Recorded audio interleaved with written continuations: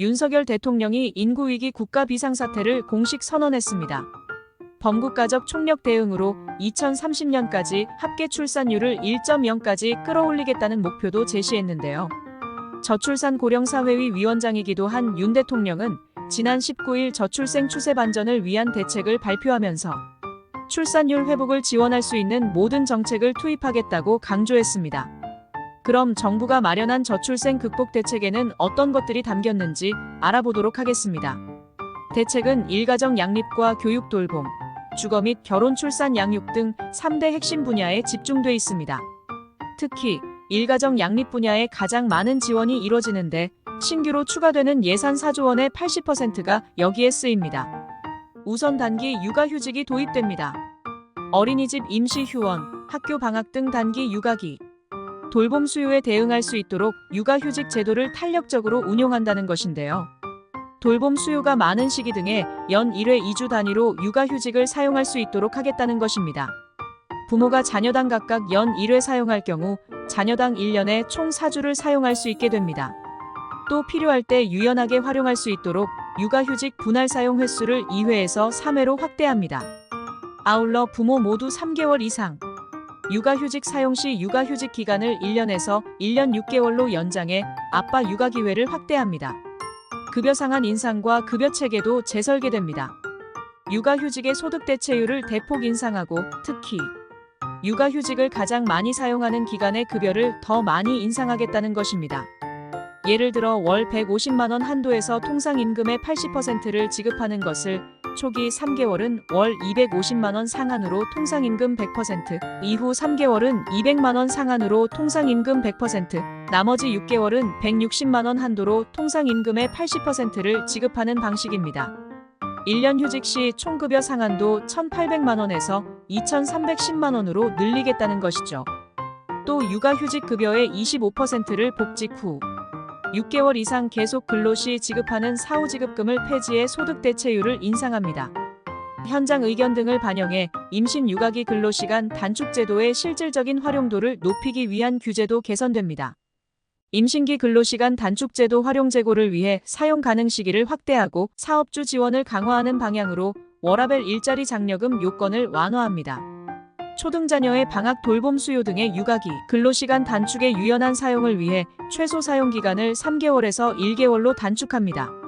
사용 대상 자녀 연령은 8살 이하에서 12살 이하로 사용기간은 최대 24개월에서 최대 36개월로 늘어납니다.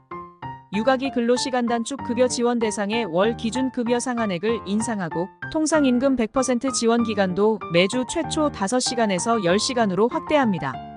사업주가 대체 인력 채용을 못하더라도 육아기 근로시간 단축을 사용할 수 있도록 허용합니다. 지금은 사업주가 구인 신청 및 14일 이상 대체 인력 채용에 노력했으나 채용하지 못한 경우에는 근로시간 단축 사용이 불가능합니다. 제도 활성화를 위해 육아기 근로시간 단축자의 업무를 대신한 동료에게 보상을 지급한 사업주도 지원합니다. 연차 유급 휴가 산정 시 임신기 육아기 근로시간 단축 시간을 출근으로 간주하는 규정을 신설해 제도 활용에 따른 불이익이 없도록 했습니다. 현재는 1년간 80% 출근한 근로자에게 15일 유급휴가 부여되는데 이때 출근 일수 계산에 출산휴가 육아휴직은 출근으로 간주하지만 단축된 근로시간은 출근하지 않은 것으로 계산합니다. 육아 등 개인의 필요에 따라 시차출 퇴근 근무 시간 선택 재택근무 등 유연 근무를 활용할 수 있도록 제도화 방안이 추진됩니다. 육아기 부모의 다양한 휴가 사용 활성화를 위한 방안도 추진됩니다. 통상 하루 단위로 사용하는 가족 돌봄 휴가, 배우자, 출산 휴가 등을 시간 단위로 유연하게 사용할 수 있도록 개선합니다. 남성의 맞돌봄 여건 확산을 위한 휴가도 확대됩니다. 아빠의 경우 출산 휴가 기간은 10일에서 20일로, 청구기한은 90일에서 120일로, 분할 횟수는 1회에서 3회로 늘어납니다. 중소기업의 경우 배우자 출산휴가 급여 지급 기간이 5일에서 20일로 확대합니다. 배우자 출산 후 사용 가능했던 남성의 출산휴가 및 육아휴직을 배우자, 임신 중에도 배우자가 고위험, 산모인 경우 등 특정한 경우에는 사용을 허가합니다. 근로자가 사업주의 허용의사 지연 등으로 육아휴직 사용에 어려움이 없도록 제도 개선도 추진됩니다. 근로자가 출산휴가 신청과 함께 생후 18개월 이내 사용 예정인 육아휴직도 통합 신청할 수 있도록 개선합니다. 근로자가 육아휴직을 신청할 경우 사업주는 허용 의사를 일정 기간 내에 서면 고지토록 하고 기한 내 고지하지 않을 경우 육아휴직 허용으로 간주합니다. 교육 돌봄과 관련된 핵심 정책은 5개 분야입니다. 우선 유아기 국가 책임이 강화됩니다. 무상교육 보육이 2025년 5세까지, 윤석열 정부 임기 내 3세 또는 4세까지 확대됩니다.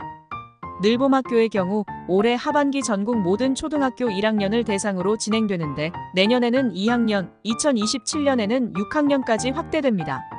부모와 아동이 필요한 시간에 집 근처에서 돌봄을 받을 수 있도록 틈새 돌봄 이용 확대를 위해 시간제 보육기관을 늘리고 야간 연장과 휴일 방학 운영이 확대됩니다. 아이돌봄 서비스 대기 및 수요 증가에 대응할 수 있도록 2027년까지 30만 가구를 목표로 공공과 민간 돌보미 공급을 늘립니다. 대기업 지자체 등이 설립 운영하는 상생형 직장 어린이집 확산 유도를 위해 운영비 등 지원을 늘립니다. 중소기업을 위한 직장 공동 어린이집 등 돌봄시설 확대를 위해 대기업 등이 상생협력기금을 출연할 경우 출연기업에 인센티브가 제공됩니다. 아이돌봄 서비스 이용 부담 완화를 위해 정부 지원 소득 기준은 완화하고 지원 비율은 높입니다. 집 걱정 없이 결혼하고 출산할 수 있는 여건 조성에도 나섭니다. 우선 주거 마련 부담을 덜어주기 위해 결혼 출산 가구에 대한 소득 요건이 완화됩니다.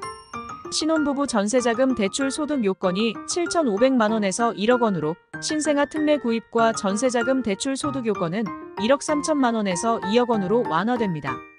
또 2025년 이후 출산한 가구에 대해서는 구입 전세자금 대출 소득 요건이 2억 5천만 원으로 추가 완화되는데 이는 3년간 한시적으로 시행합니다. 분양주택 신생아 우선 공급 신설 확대 등을 통해 출산 가구 대상 주택 공급이 연간 7만 가구에서 12만 가구 이상으로 늘어납니다. 민간 분양의 경우 신혼 특별 공급 물량 중 신생아 우선 공급 비율이 20%에서 35%로 늘어나고 공공 분양은 일반 공급 물량 50%를 활용해 신생아 우선 공급으로 배정됩니다. 분양주택 청약 요건도 완화됩니다. 분양 시 적용되던 결혼 페널티를 결혼 메리트로 전환하고 출산 시 주거 이동이 가능하도록 기존 특별 공급 당첨자 중 대책 발표 이후 신규 출산 가구는 1회에 한 해 추가 청약이 허용됩니다. 결혼 친화적인 세제 인센티브도 신설되거나 확대됩니다.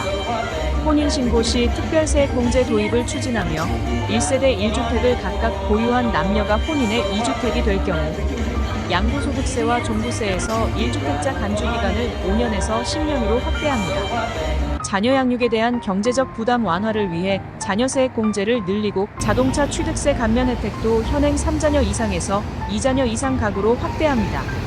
난임 부부 지원도 대폭 확대합니다. 결혼 여부나 자녀 수와 관계없이 희망하는 25세에서 49세 남녀에게 필수 가입력 검진비 지원을 1회에서 최대 3회로 확대합니다. 또 희망자에 대해 국가 건강검진 시 난소기능 검사와 부인과 초음파 등 가입력 검사, 병행 선택을 제공하며 생식세포 동결 보존비도 지원합니다.